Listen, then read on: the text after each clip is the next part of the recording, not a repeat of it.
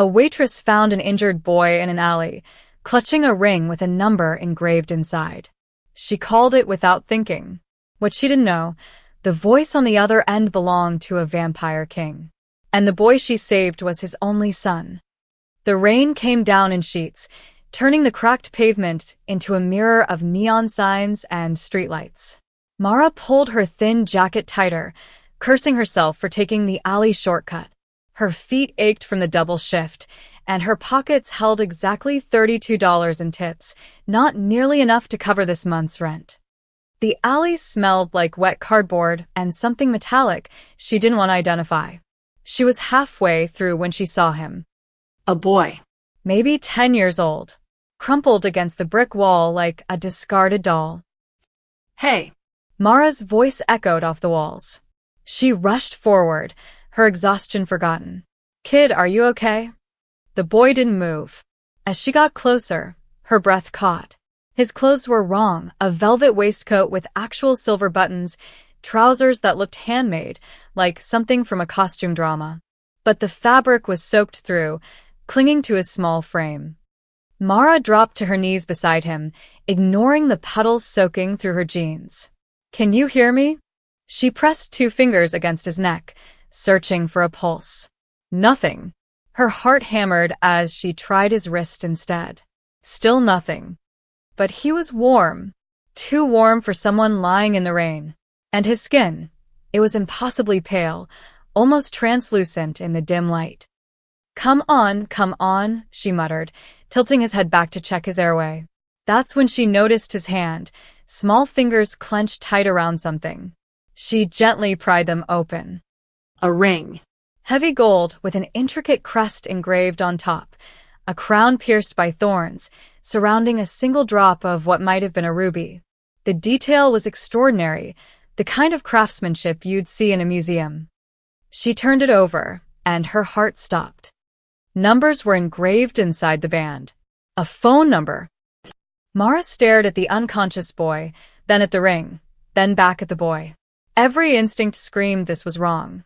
Wrong clothes, wrong situation, wrong everything. She should call 911. That's what normal people did. But something about the ring felt deliberate, like it was meant to be found. Her phone was already in her hand. Before she could second-guess herself, she dialed. 1 ring. 2 rings. Speak. The voice that answered wasn't a greeting, it was a command. Deep, smooth, with an accent she couldn't place. British? Eastern European? It made the hair on her arms stand up. Mara's voice cracked. She cleared her throat. I found a boy. He's unconscious in an alley on 5th Street, near the old theater. He has no pulse, but he's warm, and he's holding this ring with this number. Describe him. The voice cut through her rambling like a blade. Maybe 10 years old, really pale, dark hair, wearing weird fancy clothes. What color are his eyes? I don't know, they're closed, he's unconscious. Open them. The command in that voice left no room for argument. Mara's hands shook as she gently lifted one of the boy's eyelids. She gasped. His iris was the color of amber, but within it, tiny flecks of gold seemed to move, like embers in a dying fire. Gold, she whispered. With gold flecks that move. The silence on the other end stretched so long she thought the call had dropped. Your name, it wasn't a question. Mara. Mara Chun. Look, this kid needs a hospital. Stay exactly where you are. Do not let anyone approach him. Do not call anyone else. We are coming. Wait, who are? The line went dead. Mara stared at her phone, her mind racing. We. Who was we? Should she call the police anyway? But something in that voice had been absolutely certain. Almost. Desperate, though it was wrapped in steel. She looked down at the boy. He seemed even paler now, if that was possible. On impulse, she shrugged off her jacket and laid it over him, then sat back against the wall beside him, keeping watch. 3 minutes passed. Then she heard them. No sirens. No screeching tires. Just the whisper-quiet purr of expensive engines. 2 black cars glided into the alley, sleek and predatory. They shouldn't have fit. The alley was too narrow, but they moved with impossible precision, stopping mere feet from where she sat her day. The doors opened in perfect synchronization. The figures that emerged wore long coats that gleamed like oil in the rain. 5 of them, moving with a grace that made Mara's dancer friends look clumsy. They wore no uniforms, but something about the way they moved screamed military. The tallest one approached first. In the shadows of his hood, she caught a glimpse of sharp cheekbones and eyes that reflected the light wrong, too bright, like a cat's. "You called the king," he said, his voice respectful, but wary as he knelt beside the boy. His hands moved over the child with practiced efficiency, checking vitals, examining the ring still clutched in Mara's palm. "Step back, please. Is he going to be okay?" Mara didn't move. "What's wrong with him?" The man's head snapped toward her, and for just a second, she saw his eyes clearly. They were silver. Actual metallic silver. "You found Prince Adrian alive. That's all that matters," he gestured, and 2 others moved forward with a stretcher that looked more like a medical pod, all padding and restraints. "But you've contacted the king directly. He will want to speak with you." "Prince." The word came out as a squeak. "Prince of what?" The man stood, and Mara suddenly realized how tall he was. Over 6.5 feet, easily. "That's not my question to answer. But you saved the heir's life tonight." His silver eyes studied her with an intensity that made her want to shrink back. "Whether that's a blessing or a curse for you remains to be seen." They lifted the boy, Adrian, with extraordinary gentleness, securing him in the pod. One of the figures produced a tablet, taking rapid photos of the exact spot where he'd been lying, the wall, the puddles, everything. "Wait," Mara called as they began moving back toward the cars. "That's it? You're just taking him? What about his parents? What about—" The tall man paused at the car door, turning back to her. In the light from the vehicle's interior, she could see his face clearly now. Beautiful and terrible at once, too perfect to be human. "Miss Chun, go home. Lock your doors. Someone will contact you within 24 hours." He paused, and something almost like sympathy crossed his features. "And for what it's worth, thank you. Adrian is precious to many. You did a brave thing tonight." Then they were gone, the cars sliding back out of the alley as silently as they'd arrived, leaving Mara alone in the rain with her soaked jacket and $32 in tips. And the absolute certainty that her life would never be the same. Mara didn't sleep. She sat on her lumpy couch, staring at her phone, waiting for it to ring. Her wet clothes had left a damp patch on the cushions, but she couldn't bring herself to care. Prince Adrian. The name rolled around in her mind like a marble in an empty jar. Prince of what?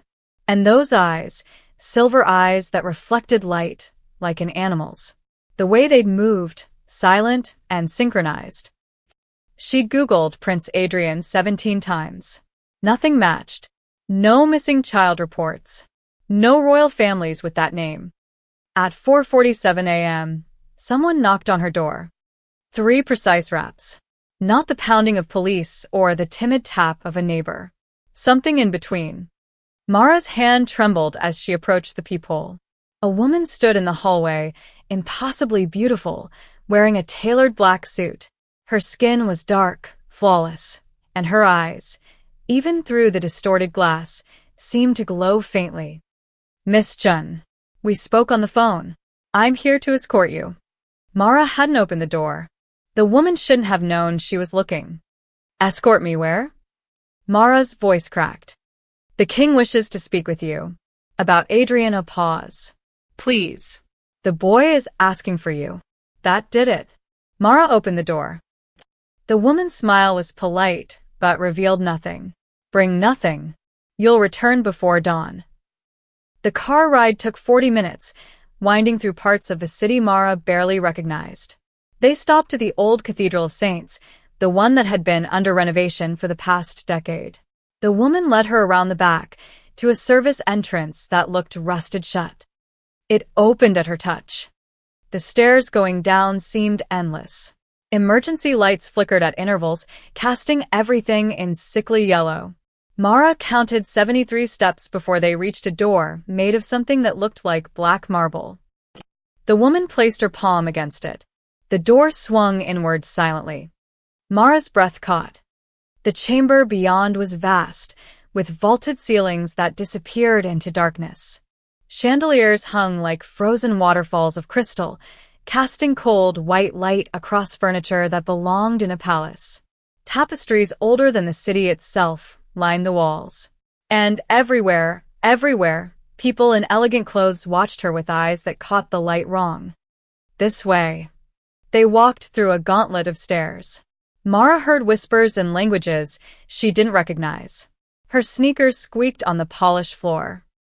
At the far end, on a raised platform, sat a man in a chair that wasn't quite a throne but commanded the same respect. Lucien. She knew it was him instantly. The voice on the phone made flesh. He was tall even sitting down, with dark hair pulled back from a face that could have been carved from pale marble.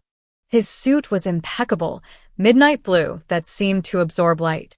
But it was his eyes that froze her in place, ice blue, ancient, and fixed on her with an intensity that made her feel transparent. Miss Chun, his voice rolled through the chamber like distant thunder. Approach.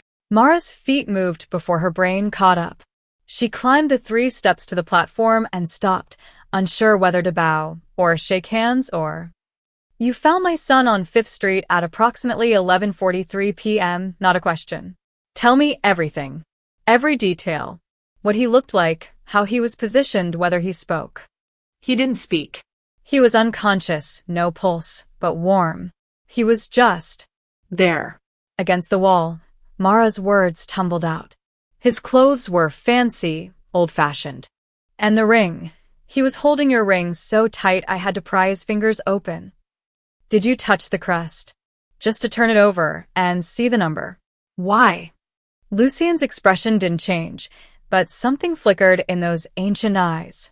The crest is enchanted. It should burn human skin on contact. Yet you show no marks. Mara looked at her palm. Perfectly fine. I don't understand. Neither do I, Lucien stood, descending the steps with liquid grace. Up close, she could see he was even taller than she'd thought, at least 6.5 feet. He circled her slowly, studying. Adrien disappeared from the castle grounds 3 hours before you found him. He was taken. The substance in his bloodstream was enchanted silver, extinct for 2 centuries. Someone acquired it specifically to harm him. Is he okay? The question burst out before Mara could stop it. For the first time, something softened in Lucien's expression. Almost imperceptibly. He's recovering. But he's been asking for you. Calling your name in his sleep.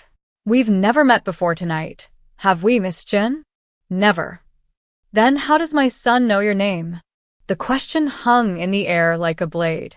Before Mara could answer, a commotion erupted from a side corridor. A small figure in an oversized white shirt broke free from a nurse's grasp and ran across the chamber. Mara. Adrien threw himself at her, small arms wrapping around her waist. Mara instinctively caught him, steadying them both. The boy looked up at her with those impossible amber gold eyes, and tears streamed down his pale cheeks. You came back, he whispered. I was so scared you wouldn't come back. Mara's heart twisted. She knelt down to his level. Hey, it's okay. You're safe now. Adrien buried his face in her shoulder, and she felt him trembling. Over his head, she met Lucien's gaze. The vampire king stared at his son clinging to a human stranger, and for just a moment, Mara saw something almost like fear cross his perfect features. Adrien. Lucien's voice was gentler now. You need to rest. No. Adrien's grip tightened. She saved me. She's safe. I know she's safe. Mara caught the emphasis on that word. No. Not think. Not feel. No. Lucien's jaw tightened. Miss Chun. It seems you've become entangled in our world whether either of us wishes it. He gestured to the woman who'd brought her. Prepare a room. She stays here tonight. Under guard. For her protection.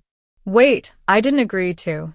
Someone tried to kill my son with a weapon that shouldn't exist. They failed because of you. That makes you either a witness, those ice-blue eyes pinned her in place, or an accomplice.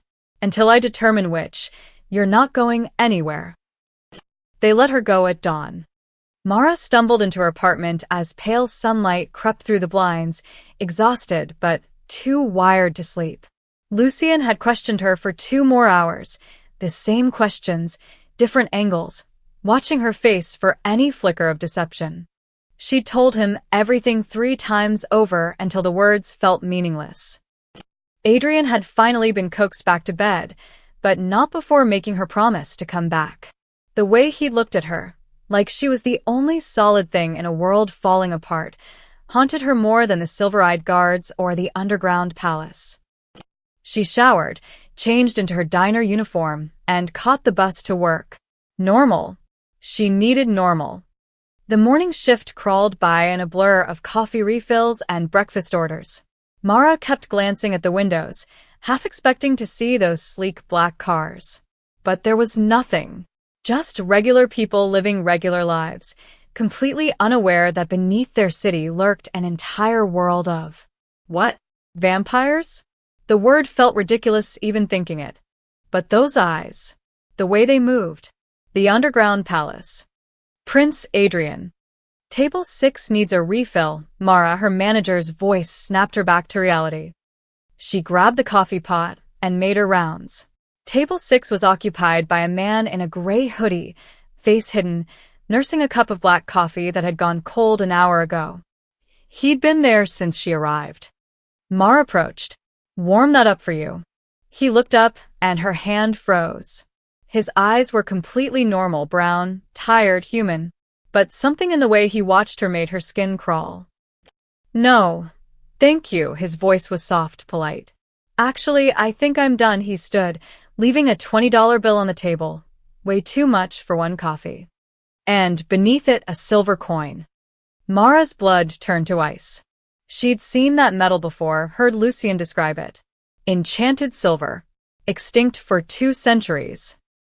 By the time she looked up, the man was gone. Her hands shook as she picked up the coin. It was warm, almost hot, with symbols etched around the edge that seemed to shift when she wasn't looking directly at them.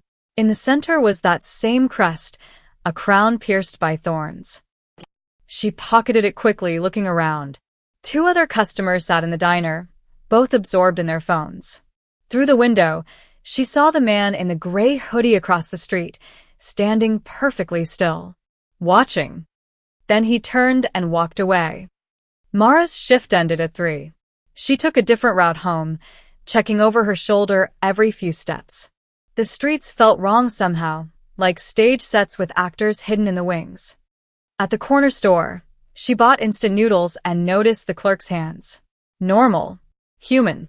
She'd never been so relieved to see someone bite their nails or have a crooked thumb. Her apartment building looked the same as always, worn brick, graffiti on the door, broken intercom. She climbed the 4 flights of stairs, keys already in hand. Inside, she locked the door, threw the deadbolt, and jammed a chair under the handle like she'd seen in movies. Then she pulled out the silver coin. In the light from her window, the symbols seemed clearer. Not words exactly, but meaning flowed into her mind anyway. Marked, witnessed, found. Her phone rang. Unknown number. Hello. Miss Chan, Lucien's voice, though she hadn't given him her number. Where are you? Home. How did you? Stay away from your windows. Lock every door. My people are on their way. What?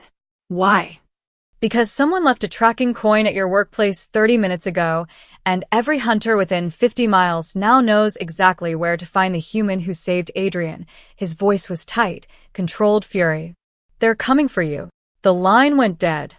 Mara's heart hammered. She backed away from the window, coin clutched in her shaking hand. That's when she noticed the glass. Fog. Condensation on the inside of her window, even though it wasn't cold. And written in the fog, one word in elegant script. They know. A crash from the fire escape made her spin around. A figure in dark clothing dropped onto her balcony, face hidden by a mask. Then another. And another. Mara ran for her door, fumbling with a chair. Behind her, glass shattered. Cold air rushed in. She got the door open just as a hand grabbed her shoulder. She screamed, twisting away, and threw the silver coin at her attacker's face. The figure recoiled with a hiss, smoke rising from where the coin touched skin. Mara didn't wait. She ran. The hallway blurred as she sprinted for the stairs. Behind her, footsteps, too many footsteps. She took the stairs 3 at a time, nearly falling, catching herself on the railing. Second floor. First floor. The lobby. The building's front door exploded inward. But it wasn't the hunters. Silver eyes gleamed in the darkness as figures in black coats poured through, moving with that same predatory grace. The tall one from the alley, the one who'd called Lucian king, pointed at her. Get her out. Now. Strong hands lifted her, and then she was moving faster than should be possible, the world a blur of motion and cold air and the distant sound of fighting behind them. They deposited her in a waiting car. The door slammed shut. Adrian sat in the back seat, small and pale in his oversized clothes, eyes wide with fear. I told Father you weren't safe, he whispered. I felt them coming. I felt them hunting you. The castle rose from the mountains like a crown of stone and shadow. Mara pressed her face against the car window, watching as they wound up roads that shouldn't exist, through forests too dense and too dark for this close to the city. Adrian sat beside her, silent now, his small hand gripping hers with surprising strength. His amber eyes tracked every shadow, every movement outside. How far are we from the city? Mara asked. The driver, silver eyes reflecting in the rearview mirror, didn't answer. 2 hours, Adrian said quietly. But we've been driving for 20 minutes. The roads. They're not normal roads. Mara decided she didn't want to understand that. The castle gates opened without anyone touching them. Inside, the courtyard was enormous, lit by torches that burned with flames too blue to be natural. Figures moved in the shadows. Servants, guards, others she couldn't identify. All of them stopped to watch as she stepped out of the car. A human. In their world. This way, a new voice, crisp and female. A woman with silver hair and violet eyes approached, wearing robes that shimmered like oil on water. The king has called an emergency session. You're to attend. Wait, I should change. I'm still wearing. There's no time. The woman's gaze flickered over Mara's diner uniform with barely concealed disdain. The court gathers. They walked through corridors that seemed to shift, doors appearing and disappearing in peripheral vision. Adrian stayed close, his hand still clutching Mara's. Finally, they reached massive double doors carved with scenes of battles and ceremonies. The doors swung open. The chamber beyond stole Mara's breath. It was circular, ringed with galleries where hundreds of figures stood watching. At the center, a round table made of black stone, and around it sat 12 beings who radiated power like heat from a furnace. Lucian stood at the head, still wearing that midnight blue suit, looking like death carved from ice. Bring her forward. Mara's escort nudged her toward the center. Adrian tried to follow, but the silver-haired woman held him back. He struggled, eyes flashing gold. Adrian. Stay, Lucian's voice cracked like a whip. The boy froze, tears gathering in his eyes, but he obeyed. Mara stood alone in the circle, surrounded by creatures that wore human faces, but were anything but human. She could feel their eyes on her, predatory and assessing. Members of the court, Lucian began, his voice carrying through the chamber, without effort.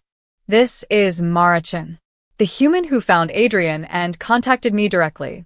The human who touched the royal crest without burning. The human who was marked by hunters with extinct silver. Murmurs rippled through the galleries. A man at the table stood, broad-shouldered, with a scar bisecting his face and eyes like molten copper. A human in the castle is forbidden, Lucian. Even for you. General Thorne Lucien's tone was ice. My son was poisoned with enchanted silver and left to die in a human alley. Someone in our world collaborated with hunters. Until I know who, this human stays under my protection. She's a witness. Or a spy. A woman with white blonde hair leaned forward, her smile showing too many teeth. How convenient that she found him. How convenient that the crest didn't burn her. Perhaps she's been marked by the hunters for years, groomed for exactly this moment. Lady Vex raises a valid point, another council member, ancient-looking with paper-thin skin. The girl reeks of human weakness. She could be compromised without even knowing it. Mara's hands clenched into fists. I'm standing right here. And I'm not compromised or groomed or whatever else you want to accuse me of. I found a kid dying in an alley, and I helped him. That's it. The silence that followed was suffocating. Then Lady Vex laughed, sharp and cruel. It speaks. How charming. Enough, Lucien's voice dropped to a deadly quiet. Adrian has shown an unprecedented attachment to this human. When the hunters attacked her apartment, he felt it, across the city, through wards that should have blocked such connection. He alerted us before our own scouts detected the threat. That caused a stir. Council members exchanged glances. General Thorne's expression darkened. A psychic bond? Between the heir and a human? That's impossible. Unless... He didn't finish, but the implication hung heavy in the air. What? Mara demanded. Unless what? The ancient council member spoke, his voice like dry leaves. Unless you share blood. Unless you're family. But that would mean, he turned to Lucien. Where is Adrian's mother? You never told us what became of her. Lucien's face could have been carved from stone. That's not relevant. It's extremely relevant. Lady Vex stood now, her voice sharp. If this human is somehow connected to Adrian's mother, if there's a bloodline we weren't told about. Adrian's mother is dead, Lucien's words cut through the rising chaos. She died 10 years ago. There is no connection. But Mara saw it. Just for a second, the flicker of doubt in his eyes. Adrian's voice rang out from where he stood with his escort. She feels like home. Like the dreams I have of someone singing to me when I was little. Like safety, his voice cracked. Why won't anyone believe me? The court erupted into arguments. Accusations flew. General Thorne demanded Mara be imprisoned for questioning. Lady Vex suggested executing her to sever whatever unnatural bond existed. Others debated the implications of a human-vampire connection. Through it all, Lucien stood silent, his ice-blue eyes locked on Mara. Finally, he raised one hand. Silence fell instantly. Mara Chin will remain in the castle as Adrian's attendant, under guard, under observation, under my direct authority. Anyone who harms her answers to me personally. His gaze swept the council. Session dismissed. As the court filed out, Mara heard the whispers. The king protects a human. The heir is compromised. This will end in blood. They gave Mara a room in the East Tower, stone walls, a four-poster bed that looked older than her grandparents', and a window that overlooked forests stretching to the horizon. A guard stood outside her door. For her protection, they said. It felt like a prison. She'd been there for 3 hours when Adrian slipped through her door, quiet as a shadow. How did you get past the guard? Mara asked, sitting up on the bed. Adrian smiled, the first real smile she'd seen from him. Secret passages. The castle has hundreds. My father doesn't know I've found most of them, his smile faded. I needed to talk to you. Alone. Adrian, if they catch you here... I don't care, he climbed onto the bed beside her, suddenly looking every bit the scared 10-year-old he was. They're lying. My father, the court, all of them. About my mother. Mara's heart squeezed. What do you mean? He says she's dead. But I dream about her. Not like memory dreams, like she's trying to reach me. She sings this lullaby in a language I don't understand, and she tells me to wait, that she'll find me. His amber eyes glistened. The night I disappeared, I sneaked out because I got a message. Someone said they knew where my mother was. They said they'd tell me if I met them by the old theater. Mara's blood ran cold. The theater on 5th Street? Where I found you. Adrian nodded. I waited there for an hour. Then someone came from behind, and I felt something sharp in my neck. Everything went dark. When I woke up for a second, I saw a woman standing over me. She was crying. She said my name and touched my face, and then he frowned, struggling with the memory. Then she put something in my hand. The ring. Your number was already inside it. That doesn't make sense. How would she have my number? I don't know. But right before I passed out again, she whispered, She'll save you. She'll understand. Tell her about the library. The library? Adrian slipped off the bed and held out his hand. Come on. I'll show you. The secret passages were narrow and dark, lit by Adrian's phone. They twisted through the castle's bones, behind walls and under floors, until finally emerging in a room that smelled of dust and old paper. The library was massive, 3 stories of shelves spiraling up toward a domed ceiling painted with constellations. Books in languages Mara couldn't read lined every surface. Over here, Adrian led her to a back corner, where a section of books looked newer than the rest. He pulled one out, a leather journal with no title. Inside, the pages were filled with sketches and notes, diagrams of symbols, maps of the city, and photographs. Mara's hands trembled as she flipped through them. The photographs showed a woman with dark hair and warm brown eyes, human-looking, standing beside a younger Lucian. They looked happy. In love. That's her, Adrian whispered. That's my mother. Her name was Elena. Mara turned the page and froze. The next photo showed Elena holding a baby, Adrian, presumably. But beside her stood another woman, younger, maybe 18. The resemblance was striking. Same dark hair, same warm eyes, same smile. Beneath the photo, a caption in elegant script, Elena and her sister, May. 3 months before the attack. Sister, Mara breathed. Her mother's name had been May. May Chen. What? Adrian leaned closer. Mara's mind raced. Her mother had died when she was 5, a car accident, her father said. But there'd been inconsistencies. The closed casket, the way her father refused to talk about it, the way they'd moved across the country right after. She flipped to the next page, and her world tilted. A symbol. The same crown pierced by thorns crest from the ring, from the silver coin. But here it was labeled, Hunter's Mark, House of Chen. Status. Eliminated. Oh my God, Mara whispered. Adrian grabbed her arm. What? What does it mean? Before she could answer, the journal was ripped from her hands. Lucian stood in the doorway, his face a mask of controlled fury. Behind him, General Thorne and 2 guards. Adrian. To your room. Now. Father, I can explain.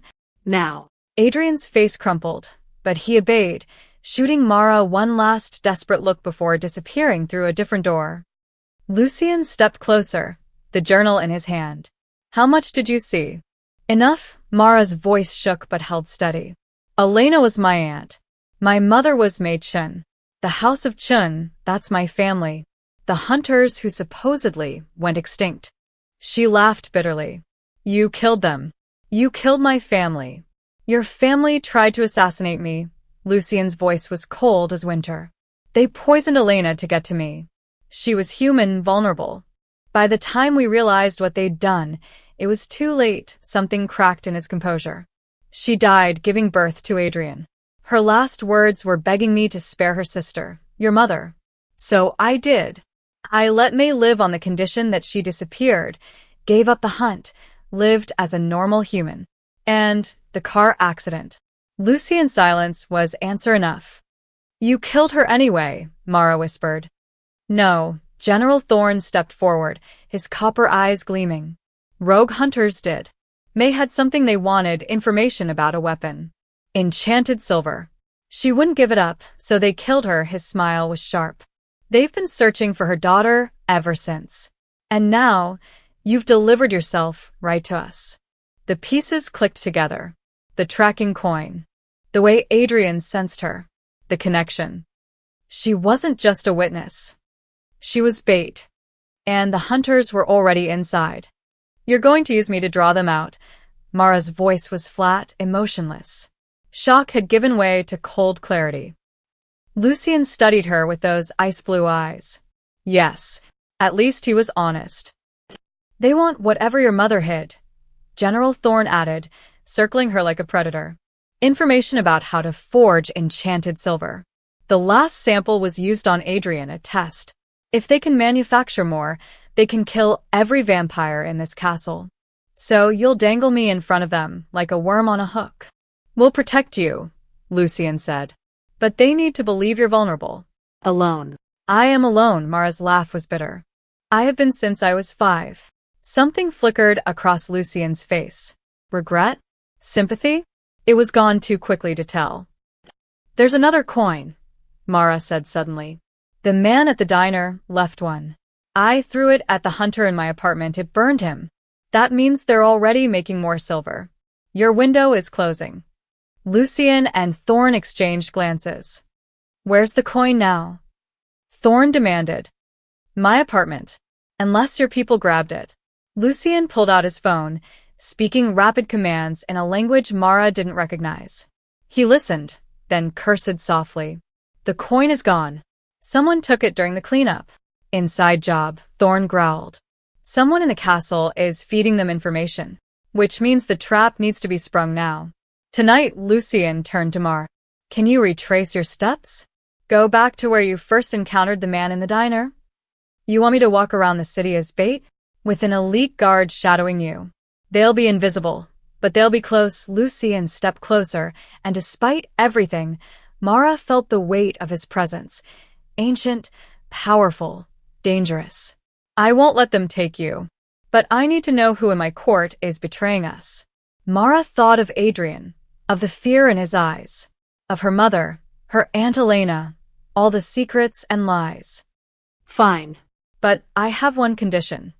Lucien raised an eyebrow. When this is over, you tell me everything. No more secrets. I want to know what my mother was protecting. I want to know why Elena died. All of it. A long pause. Then, agreed. 2 hours later, Mara walked through downtown in the same clothes she'd worn that morning, the diner uniform, now rumpled and stained. She looked exactly like what she was, exhausted, alone, vulnerable. The evening crowd flowed around her. Normal people heading to dinner, to bars, to ordinary lives. None of them knew that death walked among them, wearing human faces. Mara's earpiece crackled. Left side, 20 meters. Gray jacket, Thorne's voice. She glanced casually. A man in a gray jacket, not the same one from the diner, but similar. He was watching her reflection in a shop window. I see him. Keep walking. We're tracking 3 others. They're coordinating. Her heart hammered, but she kept her pace steady. At the corner, she turned toward the warehouse district, abandoned buildings, fewer cameras, exactly where someone would go if they were trying to disappear. The streets grew emptier. Streetlights flickered. Mara, a new voice in her ear, Lucien. 2 more behind you. They're closing in. When I give the signal, drop to the ground. What signal? A figure stepped out from an alley ahead. The man from the diner, gray hoodie pushed back. His face was ordinary, forgettable, except for his eyes, filled with hate. Mara Chen, daughter of Mei Chen, of the House of Chen, his voice carried in the empty street. You have something that belongs to us. I don't know what you're talking about. Your mother stole our family's research. The formula for enchanted silver. She hid it before we could retrieve it. He moved closer. Tell us where and we'll make your death quick. And if I don't know... His smile was cold. Then we'll make it slow. For more figures emerged from the shadows. They formed a circle around her, closing in. Now. Lucien's voice cracked in her ear. Mara dropped. The world exploded into motion. Vampires descended from rooftops, impossibly fast, impossibly graceful. Thorn hit the ground like a meteor, his fist connecting with the diner man's face. Bones cracked. Blood sprayed. But the hunters were ready. They pulled out weapons, crossbows loaded with bolts that gleamed silver. One fired. A vampire guard screamed. The bolt lodged in his shoulder, smoke rising from burning flesh. Mara scrambled backward as the fight erupted around her. Vampires moved like liquid death, but the hunters had silver. Every hit on a vampire sizzled and burned. The diner man recovered, pulling out a knife, silver blade, ornate handle. He lunged not at the vampires, but at Mara. She rolled, his knife sparking against pavement. He came again, faster than any human should move. A blur of midnight blue. Lucien materialized between them, catching the knife barehanded. His palm smoked, burned, but his grip didn't waver. He twisted, and the hunter's wrist snapped with a sound like breaking branches. The man screamed. Lucien's other hand shot out, fingers wrapping around his throat. Who sent you? Who in my court is your contact? The hunter's eyes bulged. Then he smiled through the pain. You'll never know, Your Majesty. He bit down. Mara heard the crunch. Poison. The hunter convulsed once, twice, then went still in Lucien's grasp. Around them, the other hunters were falling. Thorn had 2 pinned, but they'd also taken their own lives. Only one remained, a woman, young, terrified. Lucien dropped the dead hunter and turned to her. Talk. The woman's eyes darted desperately. The factory. Pier 19. There's more. An army. They're making weapons. And someone from the castle is coming tonight with the heirs. An arrow punched through her chest from behind. Silver-tipped, fired from the darkness. She collapsed. Lucien spun, searching the rooftops. Fall back. It's an ambush. But Mara's blood had gone cold for a different reason. The heirs. Adrian, she breathed. They're going after Adrian. The castle was chaos when they arrived. Alarms screamed through the halls, a sound like dying animals that made Mara's teeth ache. Vampires ran in every direction, some armed, others herding servants and younger vampires toward safe rooms. Where's Adrian? Lucien's voice cut through the noise. A guard skidded to a halt. East Tower, my lord. Locked in his chambers as per protocol. Lucien was already running. Mara sprinted after him, Thorn and his soldiers flanking them.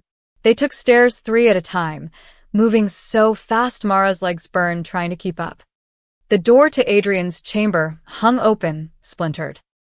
Inside, furniture was overturned, curtains shredded, and on the floor, 2 guards lay unconscious, not dead, but broken. Adrian was gone. No, the word tore from Lucien, raw and inhuman. No, no, no. Lucien, Thorn gripped his shoulder. Focus. Where would they take him? A voice echoed from the doorway. To the courtyard, where everyone can watch. They turned. Lady Vex stood there, her white blonde hair perfect, her smile sharp. But her hands were empty, her posture relaxed. Thorn's hand went to his weapon. Not me, General. Though I wish I could take credit for such a bold move, she stepped aside, gesturing down the hall. General Cassius sends his regards. He's waiting in the courtyard with the boy. Says if the king wants him back, he should come collect him. Lucien moved like lightning, hand around Vex's throat, slamming her against the wall. Where is my son? Didn't you hear? The courtyard, Vex's smile never wavered even as her feet left the floor. He's challenging your rule, Lucien. Calling you weak. Compromised by humans. Says the air is tainted by the Qin bloodline and must be cleansed. Cassius has been loyal for 2 centuries. Loyal to the throne. Not to you, Vex's eyes gleamed. The court has been whispering for years. About Elena. About how you let her family live. About how you've grown soft, her gaze slid to Mara. And then you bring a human into the castle. The niece of the woman who poisoned your mate. The court sees weakness, Lucien. And Cassius is offering them strength. Lucian dropped her. She landed gracefully, straightening her dress. Why tell us this? Mara demanded. If you support him, I support power. And right now, I'm curious to see who is more. Vex's smile turned predatory. Make it entertaining at least. The courtyard was packed. Every vampire in the castle stood in a massive circle, tier upon tier, filling balconies and windows. Torches burned with that strange blue flame, casting everything in an otherworldly glow. In the center stood General Cassius. He was massive, easily 7 feet tall, broad as a wall, with a scar bisecting his face that Mara now realized marked him. His copper eyes burned as he held Adrian in front of him, one hand clamped on the boy's shoulder. Adrian's face was tear-streaked, his eyes wide with terror, but he stood straight, defiant. Lucian, Cassius's voice boomed across the courtyard. You've allowed human corruption into our halls. This boy, your heir, carries tainted blood, Chun blood, hunter blood. Murmurs rippled through the assembled vampires. Lucian descended the stairs slowly, each step measured. Mara followed, Thorn beside her. The crowd parted like water. Let him go, Cassius. Lucian's voice was deadly quiet. This is treason. This is survival. Cassius shook Adrian slightly. The boy winced. Your human mate died from her family's poison. Now you protect another Chun? Now you let this girl walk our halls, sleep in our tower, influence your son? He looked around at the crowd. The king has lost his way. He chooses humans over vampires. Sentiment over strength. My father is stronger than you'll ever be. Adrian's voice cracked with emotion. You're just afraid. Cassius's hand tightened. Adrian cried out. Mara felt Lucian tense beside her, saw his control fraying. One wrong move, and this would become a bloodbath. Let me talk to him, she whispered. You can't. He wants to prove you're weak because of me. So, let me prove him wrong.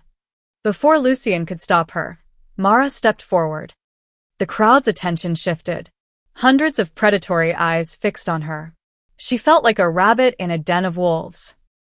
General Cassius, her voice shook, but carried. You're right. I'm human. I'm weak.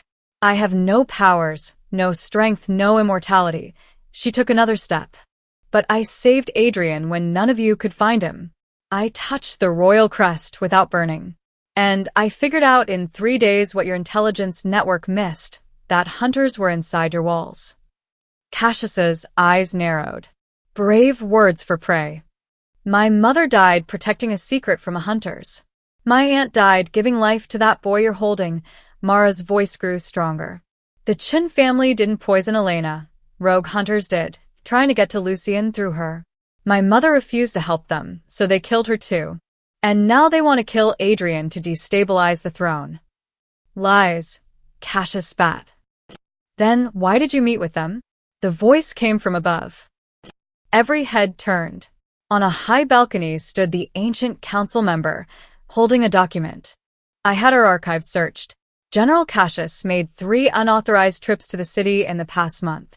Each time, hunters attacked shortly after. He let the paper drift down. You're not saving us from humans, Cassius. You're selling us to them. The crowd erupted. Vampires surged forward. Cassius's face twisted with rage. His hand moved to Adrian's throat. Then the boy dies. A silver blade erupted from his chest. Adrian had pulled a knife from Cassius's own belt and driven it upward with strength no 10-year-old should possess. The enchanted silver burned, and Cassius screamed, releasing the boy. Adrian stumbled away. Lucian was there instantly, pulling his son behind him. Cassius fell to his knees, smoke rising from the wound. He looked up at Lucian with hate-filled eyes. This isn't over. Yes, Lucian said softly. It is. He moved faster than sight. When he stopped, Cassius's head rolled across the courtyard stones. Silence. Absolute, suffocating silence.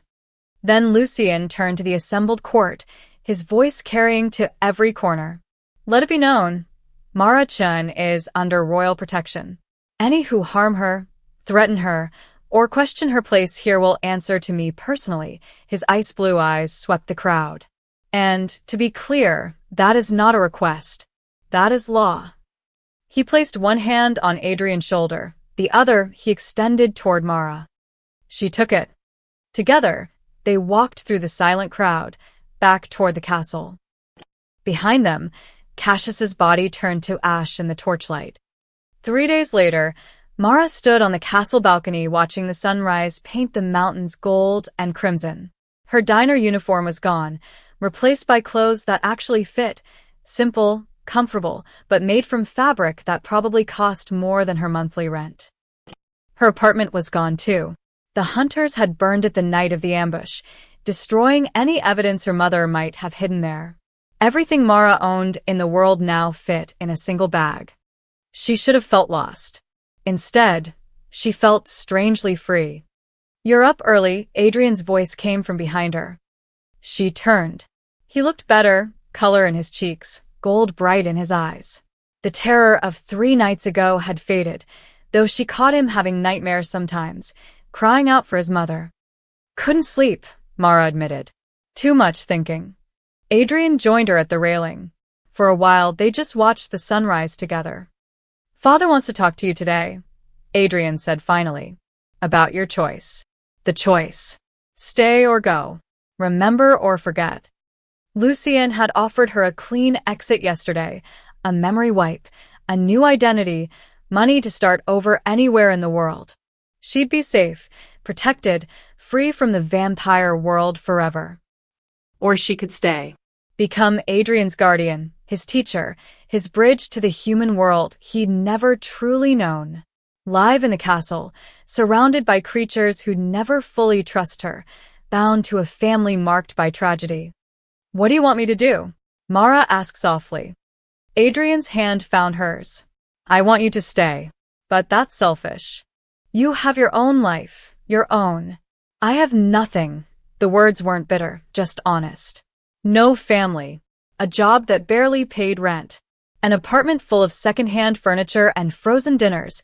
She squeezed his hand. "But here, I have you. I have purpose. I have something that matters." Adrian's eyes shimmered. "You really mean that?" "Yeah, kid. "I really do." He threw his arms around her waist, burying his face in her side. Mara held him, this strange vampire prince who somehow felt more like family than anyone had in 15 years.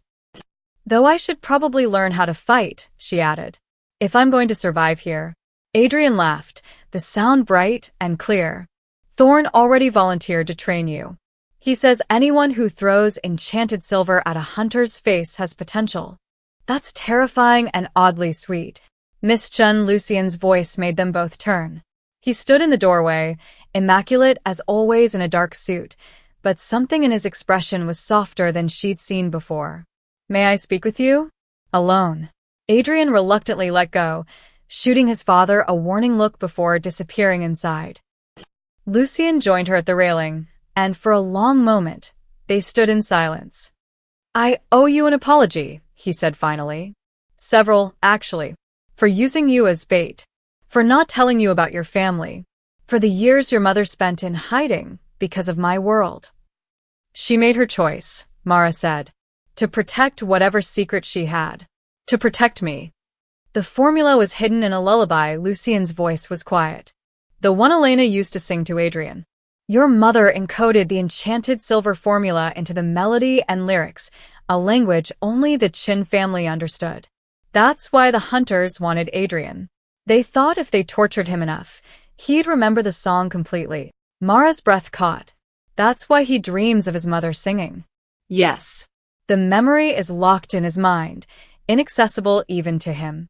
Your mother ensured the secret died with her. Lucien's ice blue eyes met hers. But Adrian connects to you because you carry her blood. You're the closest thing he has to his mother. To Elena. Is that why you're letting me stay? Because I'm useful? No, the answer was immediate, firm. I'm letting you stay because my son needs you. Because you've proven yourself 10 times over. And because he paused, something vulnerable flickering across his features.